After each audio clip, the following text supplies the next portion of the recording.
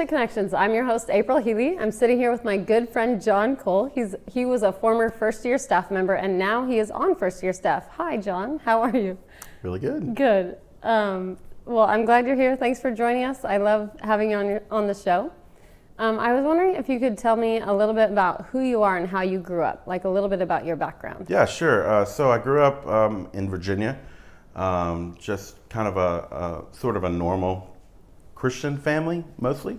Yeah. Mom and dad, a brother, sister, and really had a great childhood and just grew up there. Moved to Georgia when I was 10 years old, and just got involved in a new church and just made new friends, and just a really good childhood, really good in time getting to know the Lord. Yeah. And just like I've been saved since probably before I can remember. Oh, wow. And just like filled with the Holy Spirit very early.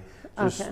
really had a great sort of childhood up to teen years, and just an incredible foundation. I'm really thankful that the Lord gave me such a great family. Yeah, that's awesome. Yeah. When did you feel, because since you got saved young, did you feel like you stayed with the Lord the whole time in life?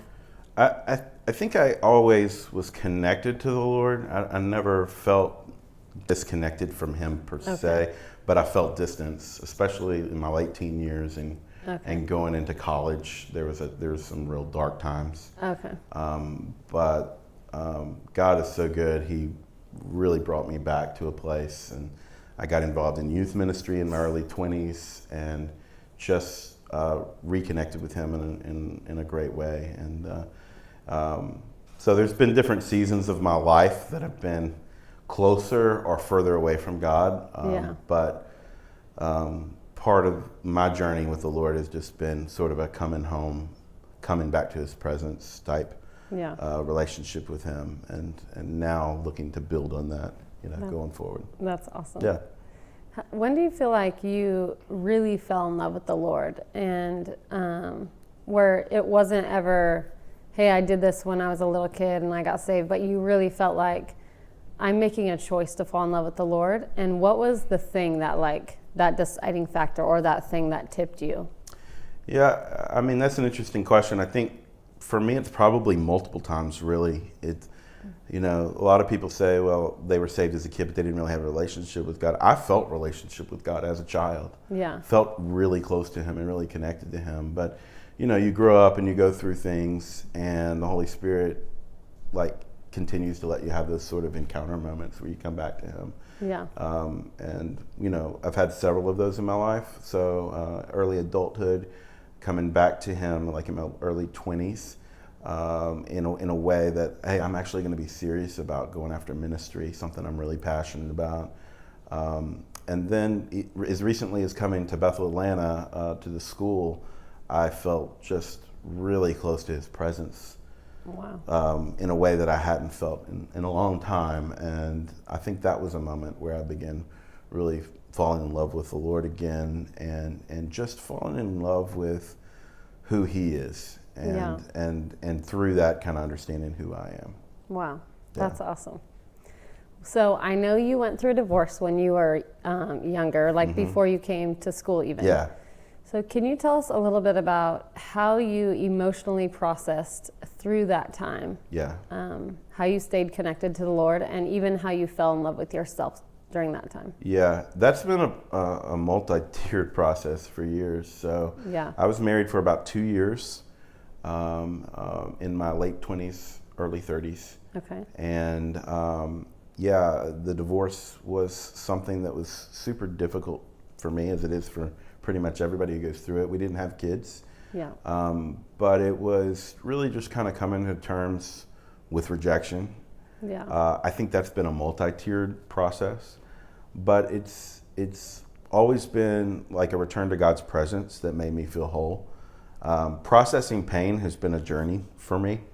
So no matter what that pain looked like over the course of my life, going through it in a way that honored the Lord is something that honored me, was something that has always challenged me. And so going through that has been kind of an ongoing thing. But I feel like the Lord has shown me at various times just how to be healed in His presence. Like that has been the big key for me is getting alone with God, connecting with the presence of the Lord, and realizing that, and also being connected to community and family. Like you going through things alone might make you feel better about your pride. Like Sure. I'm strong, but ultimately the real strength is found in sharing your pain with other people and gathering the strength that the Lord is trying to get to you through them. Wow. Yeah. That's really good. Really good. How would you tell others, since you know your identity, just because I know you so well that you just really know who you are. So how would you tell others to find who they are, like find their identity and find that strength in the Lord? Yeah. To know this is who I am and I love who I am. Yeah. I think the presence, we talked about that. That's Yeah. a huge deal. Spending time with God. No, people can impart a lot of things to you, but hunger is not one of them. You have to develop your own hunger for the presence of the Lord. That's and really if you good. want relationship with Him, it's like human relationships. You get to decide how much you want to have relationship with Him, and He's not. Oh, yeah. He's gonna encounter you. There are going to be times when He shows up and you didn't expect Him, but for the most part, He desperately wants to connect with us, and I have found that it's when I say yes to what the Lord is trying to do in my life that I encounter Him the most. The only other thing I'd say is just the strength of community and being known to other people. I've always been one of those people who like to sort of work on other folks' problems. I'm comfortable helping people connect with their emotions or their needs, but often not as comfortable connecting with my own needs. Yeah. And part of being a part of a community or a family is being vulnerable enough to say, here's my needs, and I need, this is maybe a weakness or a need, and I need your help in showing me how to strengthen here or how to get what I need. That's awesome. Yeah, you are a really good friend. Like, you're so loyal, and you gather people around you and just stay in that connected friendships.